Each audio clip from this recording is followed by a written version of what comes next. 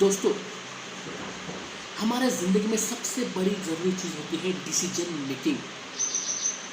Decision making. कुछ दिनों पहले मुझे एक आदमी मिला और वो मुझे पूछने लगा कि सर, मेरे बच्चे को इंजीनियरिंग में एडमिशन लेना चाहिए या मेडिकल के लिए जाना चाहिए।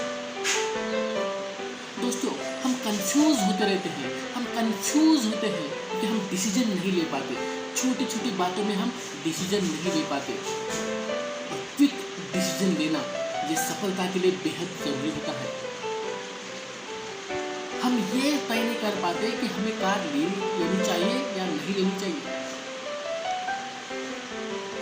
इस बात को हमें अच्छी तरह से समझ लेना चाहिए कि जब जब हम डिसीजन नहीं ले रहे हैं तब तब हम डिसीजन ले रहे हैं डिसीजन ना लेने की डिसीजन। अगर आप सुबह नहीं उठ रहे हैं, आप लेट उठ रहे हैं, इसका मतलब ये है कि आपने डिसीजन लिया है लेट उठने का। अगर आप किताब नहीं पढ़ रहे हैं तो इसका मतलब है कि आपने डिसीजन लिया है किताब ना पढ़ने का। तो इस बात को हमें समझना है कि जब जब हम डिसीजन नहीं ले रहे हैं तब तब हमने डिसीजन लिया है डिसीजन ना लेने का डिसीजन। कुछ दिनों पहले मैंने एक कार खरीदी और जब मैंने वो कार खरीदी तब मुझे लगा कि उसकी एक कीमत होती है जो प्राइस हम शोरूम में जाकर पे करते हैं। मैं बहुत खुश हो गया।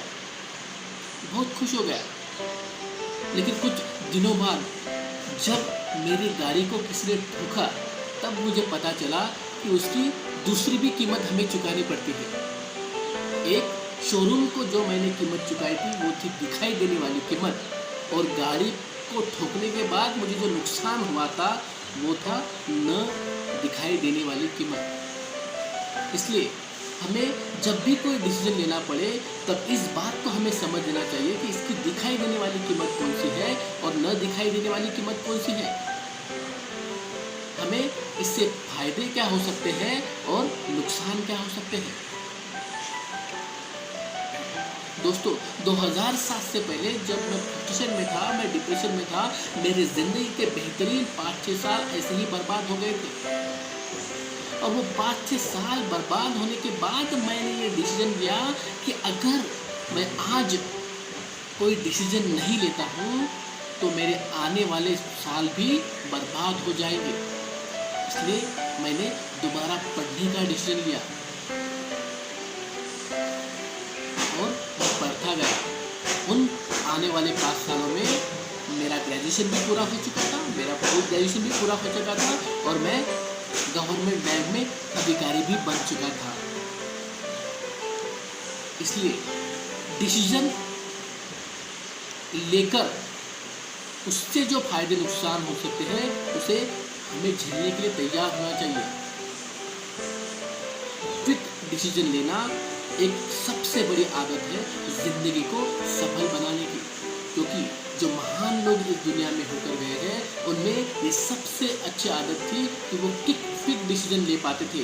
और जब वो क्विक डिसीजन लेते थे तब उस डिसीजन जो उन्होंने लिया है उसको सही करने की कोशिश करते थे। इसलिए जब भी आप कोई डिसीजन ले तो वो डिसीजन लेने से पहले बस इन बातों को गौर करें कि उस डिसीजन की दिखाई देने वाली कीमत कौन सी है, उस डिसीजन की न दिखाई देने वाली कीमत कौन सी है, उससे फायदे क्या है, उससे नुकसान क्या है, उसको तोले, उसको मटोले और फिर डिसीजन ले। Thank you.